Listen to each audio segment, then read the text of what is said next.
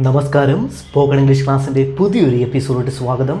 ഇന്ന് നമ്മൾ ഡിസ്കസ് ചെയ്യാൻ പോകുന്നത് ക്ലോത്ത് റിലേറ്റഡ് ആയിട്ടുള്ള കുറച്ച് ഫ്രേസൽ വെർബുകളെ പറ്റിയാണ് നമ്മൾ ഇന്നത്തെ ക്ലാസ്സിൽ നമ്മൾ ഡിസ്കസ് ചെയ്യാൻ പോകുന്നത്. സോ ഡയറക്റ്റ് നമുക്ക് നമ്മുടെ ക്ലാസ്സിലോട്ട് കയറാം. അപ്പോൾ ക്ലോത്ത് റിലേറ്റഡ് ആയിട്ടുള്ള ഫ്രേസൽ വെർബുകൾ. അപ്പോൾ തന്നെ ഫ്രേസൽ വെർബുകൾ എന്താണെന്ന് പലരും കൺഫ്യൂസ് ആയിരിക്കുന്നുണ്ടെന്നറിയാം. ജസ്റ്റ് നമുക്ക് ഫ്രേസൽ വെർബ് എന്താണെന്ന് നോക്കാം. ഫ്രേസൽ വെർബുകൾ എന്തെന്ന് വെച്ചാൽ ഒരു വെർബ് അതിൻ്റെ കൂടെ ഒരു പ്രിപ്പോസിഷൻ ആഡ് ചെയ്ത് വരുന്ന എക്സ്പ്രഷനുകളെ നമ്മൾ പറയുന്ന പേരാണ് ഫ്രേസൽ വെർബുകൾ എന്ന് നമ്മൾ പറയുന്നത്.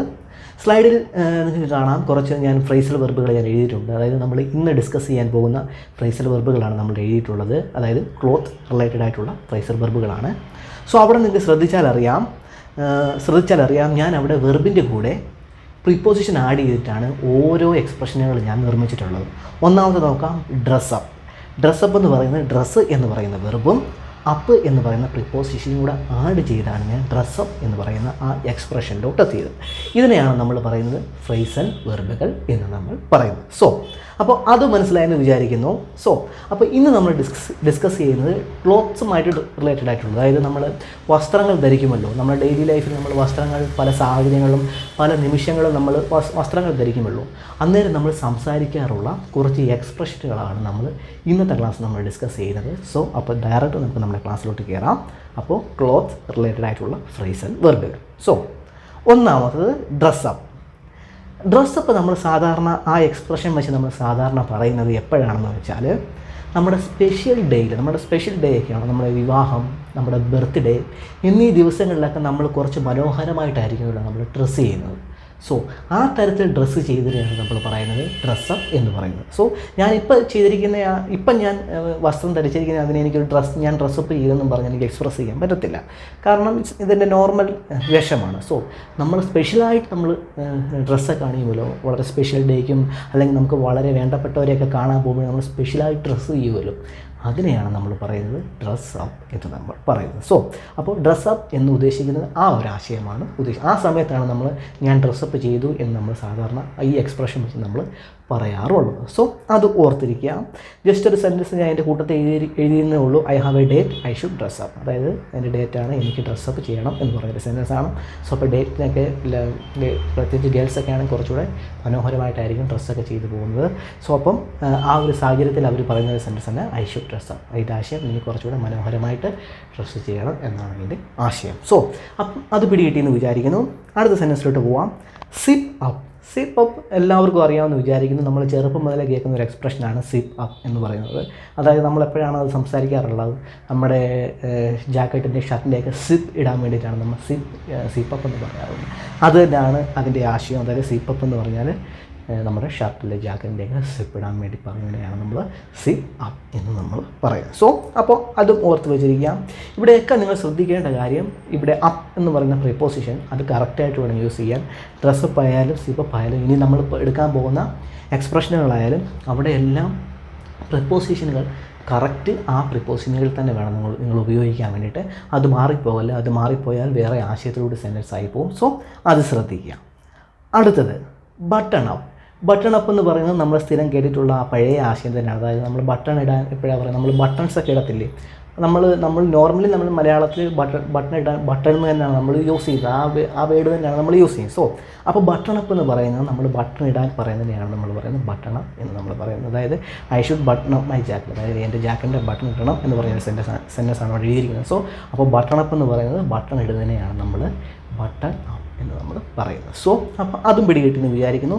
അടുത്ത സെൻറ്റൻസിലോട്ട് പോവാം. Do up. ഡു അപ്പ് എന്ന് പറയുന്നതും സെയിം നമ്മുടെ സിപ്പപ്പും ബട്ടൺ അപ്പും തന്നെയാണ്. നമ്മൾ ചില സമയത്ത് ഡു അപ്പ് ചേർത്ത് പറയാറുണ്ട്. അതായത് ഡു അപ്പ് ചേർത്ത് പറയാൻ നമ്മൾ ചില സമയത്ത് നമ്മൾ സിപ്പപ്പ് എന്ന് പറയാറില്ല, ഡു അപ്പ് എന്നേ പറയത്തുള്ളൂ. അതായത് ബട്ടൺ ഇടുക എന്നാണ് എൻ്റെ ആശയം, അല്ലെങ്കിൽ സിപ്പ് ഇടുക എന്നാണ് എൻ്റെ ആശയം. സോ ചില സമയത്ത് നമ്മൾ ഡു അപ്പും ചേർത്ത് നമ്മൾ പറയുവാറുണ്ട്. സോ അതും ഓർത്തിരിക്കുക. അടുത്തത് ഹാവ് ഓൺ. ഹാവ് ഓൺ എപ്പോഴാണ് നമ്മൾ യൂസ് ചെയ്യുന്നത് എന്ന് വെച്ചാൽ നമ്മൾ എന്തെങ്കിലും ഡ്രസ്സുകളൊക്കെ ധരിക്കുക എന്നൊരാശയമാണ് ഹാവ് ഓൺ. അതായത് നമ്മൾ എന്തെങ്കിലും ധരിക്കുന്നതിനെയാണ് നമ്മൾ ഹാവ് ഓൺ എന്ന് നമ്മൾ പറയുന്നത്. സോ അതും ഓർത്ത് വെച്ചിരിക്കുക. ജസ്റ്റ് അതിൻ്റെ ഒരു സെൻറ്റൻസ് നോക്കാം. What do you have on right now. നിനക്കിപ്പോൾ എന്താണ് ഇടാനുള്ളത് എന്ന് പറയുന്ന ഒരു സെൻറ്റൻസാണ്. അപ്പോൾ ഹാവ് ഓണിൻ്റെ ആശയം ധരിക്കുക, അതായത് നമ്മൾ വസ്ത്രങ്ങൾ ധരിക്കുക എന്നൊരാശയമാണ് ഹാവ് ഓണിനും ഉള്ളത്. അടുത്തത് പുട്ട് ഓൺ. ഇതേ അതായത് ഹാവ് ഓണിൻ്റെ അതേ ആശയം തന്നെയാണ് പുട്ട് ഓൺ. ധരിക്കുക എന്നുള്ള സെയിം ആശയം തന്നെയാണ് പുട്ട് ഓൺ. നമ്മൾ സാധാരണ നമ്മൾ ക്യാപ്പൊക്കെ വെക്കാൻ നേരത്തെ വേണം നമ്മൾ പുട്ട് ഓൺ നമ്മൾ സാധാരണ യൂസ് ചെയ്യാറുള്ളത്. ധരിക്കുക എന്നുള്ള വസ്ത്രം ധരിക്കുക, ക്യാപ്പ് വെക്കുക, ഇതിലേക്കാണ് നമ്മൾ പുട്ട് ഓൺ നമ്മൾ യൂസ് ചെയ്യാറുണ്ട്. സോ അപ്പോൾ പുട്ട് ഓൺ എന്ന് വെച്ചാൽ ധരിക്കുക എന്നാണ് ആശയം. ജസ്റ്റ് അവിടെ സെൻറ്റൻസ് എഴുതിയിരിക്കുന്നുള്ളൂ. I put on my hat, ഞാനൊരു ഹാറ്റ് വെച്ചു എന്ന് പറഞ്ഞൊരു സെൻറ്റൻസ് ആണ്. സോ അപ്പോൾ അതും മനസ്സിലായെന്ന് വിചാരിക്കുന്നു. സോ ഇനി അടുത്ത സെൻറ്റൻസിലോട്ട് പോവാം. Throw on. ത്രോ ഓൺ എന്ന് വെച്ചാൽ നമ്മൾ പെട്ടെന്ന് എന്തെങ്കിലും ധരിക്കത്തില്ല. ഇപ്പോൾ തന്നെ ഞാൻ I put on my hat എന്ന് വെച്ചു പറഞ്ഞു. അത് നമ്മൾ വളരെ സ്പീഡിൽ നമ്മൾ വസ്ത്രം ധരിക്കുക അല്ലെങ്കിൽ നമ്മുടെ ക്യാപ്പ് പോക്ക് ഇതൊക്കെ വളരെ പെട്ടെന്ന് ചെയ്യുന്നതിനെ നമ്മൾ എക്സ്പ്രസ് ചെയ്യാൻ വേണ്ടിയിട്ടാണ് നമ്മൾ ത്രോ ഓൺ നമ്മൾ യൂസ് ചെയ്യുന്നത്. ജസ്റ്റ് ഒരു സെൻറ്റൻസ് നോക്കാം. I throw on my hat. I throw on my hat എന്ന് അവിടെ പറയുന്നത് ഞാൻ വളരെ പെട്ടെന്ന് എൻ്റെ തൊപ്പി വെച്ചു, അതിനുശേഷം ഞാൻ മറ്റൊരു സ്ഥലത്തോട്ട് പോയി എന്ന് പറഞ്ഞൊരു സെൻറ്റൻസ് ആണ്.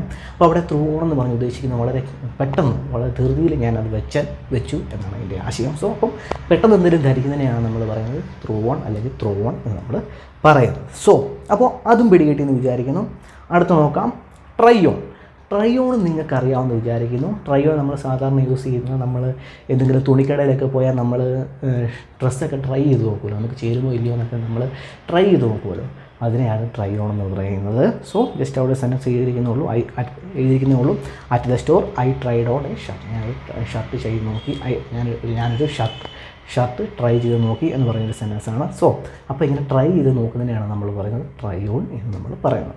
ഇവിടെ എല്ലാം നമ്മൾ ശ്രദ്ധിക്കേണ്ട ഒരു കാര്യം എന്തെന്ന് വെച്ചാൽ പ്രിപ്പോസിഷൻ കറക്റ്റ് ആയിരിക്കണം. ട്രൈയുടെ കൂടെ ഓണെ യൂസ് ചെയ്യാവൂ, അതേപോലെ ഇവിടെ ത്രോയുടെ കൂടെ ഓണെ യൂസ് ചെയ്യാവൂ, അതേപോലെ ഇവിടെ പുട്ടിൻ്റെ കൂടെ ഓണെ യൂസ് ചെയ്യാവും, ഹാവിൻ്റെ കൂടെ ഓണെ യൂസ് ചെയ്യാവൂ. എന്നാലേ ആ ഒരു ആശയത്തിലോട്ട് പോകത്തുള്ളൂ. സോ അത് ഓർത്ത് വെച്ചിരിക്കുക. സോ ഇനി നമുക്ക് അടുത്ത സെൻറ്റൻസിലോട്ട് പോവാം. Take off. ടേക്ക് ഓഫ് നമ്മുടെ പുട്ടോണിൻ്റെ നേരെ ഓപ്പോസിറ്റാണ്. പുട്ടോൺ നമ്മൾ ധരിക്കുക, നമ്മൾ ക്യാപ്പ് വെക്കുക എന്നൊക്കെയാണ് പറഞ്ഞത്. ടേക്ക് ഓഫ് എന്ന് വെച്ചാൽ അത് റിമൂവ് ചെയ്യുക എന്നാണ് അതിൻ്റെ അർത്ഥം. അത് ജസ്റ്റ് ഒരു സെൻറ്റൻസ് ചെയ്ത് നോക്കാം. I took of my jacket. ഞാൻ എൻ്റെ ജാക്കറ്റ് ഊരി എന്ന് പറഞ്ഞൊരു സെൻറ്റൻസ് ആണ്. സോ അപ്പോൾ ടേക്ക് ഓഫിൻ്റെ ആശയം റിമൂവ് ചെയ്യുക, ഊരുക എന്നാണ് അതിൻ്റെ ആശയം.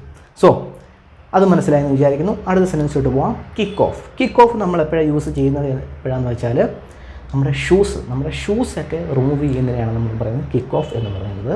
നമ്മുടെ ഡ്രസ്സൊക്കെ റിമൂവ് ചെയ്യുന്നതിന് നമ്മൾ കിക്ക് ഓഫ് എന്ന് പറയാറില്ല. Kick off specially only for shoes. നമ്മൾ ഷൂസ് റിമൂവ് ചെയ്യുന്നതിന് മാത്രമാണ് നമ്മൾ കിക്ക് ഓഫ് എന്ന് പറയുന്നത്. സോ അത് ഓർത്ത് വെച്ചിരിക്കുക.